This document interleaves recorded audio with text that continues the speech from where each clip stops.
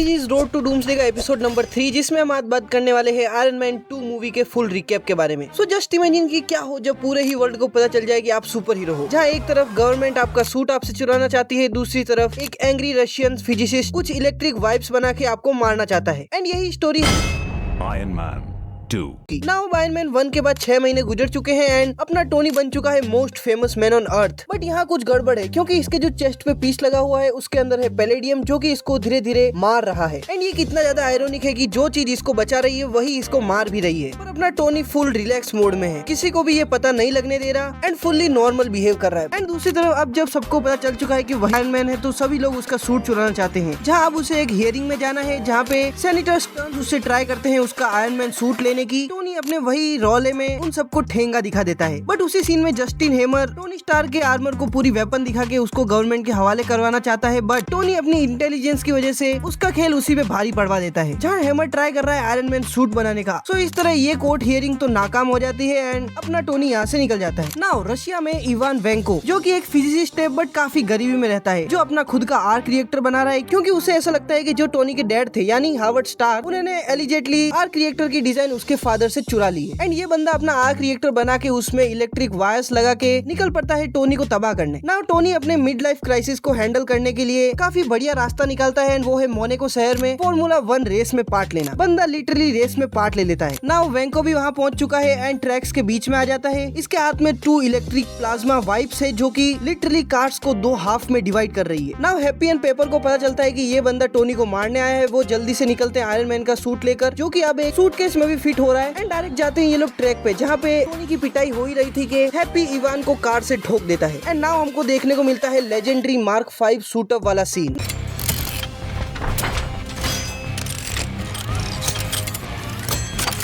इस लड़ाई में तो आयरन मैन किसी न किसी तरह जीत जाता है, बट लास्ट में वेंको स्माइल करता है, क्योंकि उसने ये प्रूव कर दिया था कि आयरन मैन सूट्स और भी बनाए जा सकते हैं। देन फिर यहाँ से वेंको को जेल में डाल दिया जाता है, बट वो ज्यादा देर वहाँ नहीं रहने वाला, क्योंकि नेक्स्ट ही सीन में हमको पता चलता है कि वेंको को कोई जेल से निकालना चाहता है। And cut to the next scene, हमें पता चलता है कि वो अपना जस्टिन हैमर ही है जिसने वेंको को जेल से बाहर निकाला, ताकि वो और आयरन मैन सूट बना सके एंड मिलिट्री से कॉन्ट्रैक्ट ले सके। एंड भाई ये बंदा लिटरली एक लस्सन आदमी है, जहाँ ये वेंको से डील करता है कि इसने इसकी जान बचाई है, तो अब इसके लिए इसे सूट बनाने पड़ेंगे। वेंको भी मान जाता है एंड सूट बनाने लगता है। नाउ टोनी को अब ऐसा लग रहा है कि उसकी जिंदगी में काफी कम टाइम बचा हुआ है। उसने अपनी बर्थडे पार्टी ऑर्गेनाइज की है, जहाँ पे वो आयरन मैन सूट पहन के आ गया, पूरी तरह ड्रंक है एंड डीजे पे डांस कर रहा है। वहीं अपना रूडी आता है, वो काफी ज्यादा अपसेट है टोनी के इस बिहेवियर से एंड इन्हीं सबसे परेशान होकर वो टोनी के लैब में जाता है एंड मार्क 2 आर्मर को चुरा लेता है। देन हमको देखने को मिलती है टोनी एंड रोडी के बीच में काफी बढ़िया वाली फाइट, जिसमें रोडी लगभग टोनी को हरा ही देता है एंड लास्ट में वहाँ से मार्क 2 पहन के निकल जाता है। एंड इस बीच में काफी ज्यादा तबाही हो चुकी थी टोनी के घर पे। एंड दूसरी तरफ रोडी ये सूट लेके पहुंच चुका है मिलिट्री के पास, जहाँ पे अब वो इसमें फुल आर्मर्स, वेपन्स जो हो सके सब कुछ ऐड करना चाहता है एंड इसके लिए वो जस्टिन हैमर की हेल्प ले रहा है। नाउ दूसरी तरफ निक फ्यूरी टोनी से मिलता है, उसे हाउस अरेस्ट पे रखता है। एंड इसी बीच उसे ये भी पता चलता है कि जिसे वो असिस्टेंट बनाना चाहता है, यानी जिस लड़की को वो समझ रहा था कि ये काफी सिंपल सादी लड़की है, वो निकलती है निक फ्यूरी की एजेंट नताशा रोमानोव, जिसे मूवी की शुरुआत से ही सेटअप किया जा रहा था कि वो एक लीगल अटर्नी है एंड स्टार्क इंडस्ट्री के साथ काम कर रही है। बट ये सब तो निक फ्यूरी का प्लान था, वो सिर्फ टोनी स्टार्क पे नजर रखे हुई थी। एंड यहीं पे निक फ्यूरी टोनी को ये भी बताता है कि जो उसका चेस्ट पीस उसकी जान ले रहा है, उससे वो बच सकता है उसके पापा की ओल्ड डिजाइन से। एंड फिर हार्वर्ड स्टार के पुराने सामान वो टोनी को देता है। नाउ टोनी लग जाता है एक न्यू एलिमेंट की खोज करने, जहाँ शुरुआत में तो उसके फादर के डॉक्यूमेंट से उसको कुछ पता नहीं चल रहा था, बट स्टार्क एक्सपो के मैप में टोनी स्टार्क को कुछ सस्पिशियस सा हिडन मैसेज मिलता है, जहाँ उसे पता चलता है कि उसके डैड ने एक नया एटॉमिक एलिमेंट इन्वेंट तो कर लिया था, बट उनके पास वो टेक्नोलॉजी नहीं थी उसे बिल्ड करने की। एंड फिर क्या होना था, टोनी स्टार्क उसी में लग जाता है, उस एलिमेंट को सिंथेसाइज करने में, जहाँ फिर टोनी अपने पूरे मेंशन को एक पार्टिकल एक्सीलरेटर की तरह बना देता है, दीवारों को पूरी तरह तबाह कर देता है। इसी बीच हमको कैप्टन अमेरिका का भी रेफरेंस देखने को मिलता है, जहाँ वो अपनी पाइप्स को लेवल कर रहा है कैप्टन अमेरिका की शील्ड के प्रोटोटाइप से। Now jump to Stark Expo, जहाँ पे जस्टिन हैमर आया हुआ है अपने न्यू मिलिट्री ड्रोन्स का शो पेश करने के लिए। उसके साथ रोडी भी है, जो की है अपग्रेडेड वॉर मशीन सूट के अंदर। बट यही हमको ट्विस्ट देखने को मिलता है, इवान वेंको बैकग्राउंड में बैठ के सभी कुछ कंट्रोल कर रहा है एंड टोनी को भी ये मैसेज भिजवा देता है कि वो सब कुछ डिस्ट्रॉय कर देगा। टोनी डायरेक्टली स्टार्क एक्सपो पे पहुंचता है, रोडी को कन्फ्रंट करता है एंड उसे कहता है कि सब कुछ खतरे में है। एंड तभी सारे ड्रोन किलिंग मशीन में कन्वर्ट हो जाते हैं एंड डायरेक्टली टोनी के ऊपर कूद पड़ते हैं। एंड इसी बीच हमको काफी बढ़िया सी चेस सीक्वेंस देखने को मिलती है। नाउ क्लाइमैक्स, नताशा को ये पता चलता है एंड वो इवान वेंको को ढूंढने निकल पड़ती है एंड हमें उसकी भी एक काफी बढ़िया सी फाइट देखने को मिलती है, जहाँ एट द एंड वो